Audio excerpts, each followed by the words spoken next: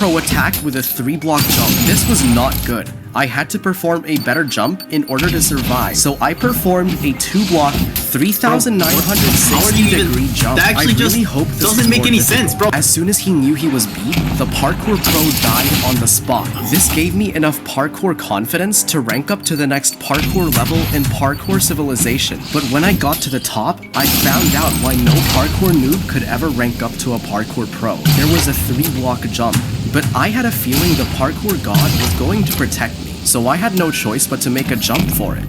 But after I became a parkour pro, I discovered a horrifying realization. Parkour Civilization was secretly just symbolism for classism and the social order pyramid. And I knew the only way to stop this was to defeat the parkour champion. I became a parkour master until I found this place. And when I went inside, someone appeared behind me. It was my old friend, Ocean What Gaming. Well, you see, that's the thing, Ekbo. Your whole life is a lie. No, this can't be real. Fortunately for you, classism will always be alive, thanks to the parkour champion. It was then I realized I had somehow forgotten to bring blocks. Did you know that if you use brewing stands to attack, you'll get a bad potion effect? I didn't know what he was talking about. And then suddenly, after barely losing the fight, I woke up in a strange room with a set of stairs. And when I walked up the stairs, in front of me was the champion. Surprise parkour battle! 1-block jump!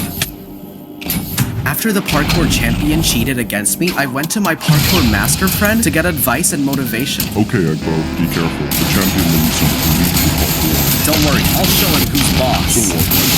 You will not let us down. And so I left to face the champion one more time. And as I walked up the stairs again, I told myself I wasn't going to lose this time. All that parkour just to die at the champion. Observe. For his first attack, the champion did a single Neo. And then I realized I had no planks on me. So I quickly had to get some by using the very few resources I had in my inventory. So luckily, I was able to do the same jump he did. What? Impossible! Well, you won't be able to survive this next jump. This was an even harder jump to pull off, and he somehow managed to do it. I thought it was over until I looked behind me and I saw a chest full of the blocks that I needed to match his jump, and I was able to survive his attack. Did you get that? It doesn't matter! But then he used the illegal parkour my friend warned me about. Watch this, Ekbo! And then he did a loop-de-loop Neo. The battle was over. What are you gonna do now? Now there was only one jump I could do to defeat the champion. This time, I would have to jump for the beef. No! Impossible! In Parkour Civilization, no one jumps for the beef! And he was right, but I had to take the risk, so I jumped. And somehow, I made it. What? I had just done the impossible, but it looked like the parkour champion wasn't done. Fine. You think you're so good? If I'm going down, I'm taking you with me. No.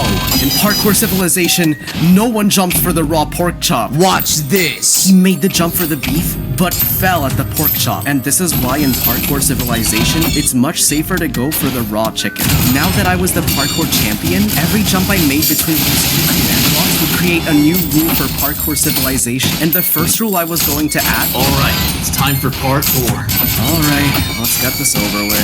You can do the 1-block jump for raw chicken, or you can do the 1-block vertical jump for the beef. In Parkour Civilization, no one chooses to jump for the beef.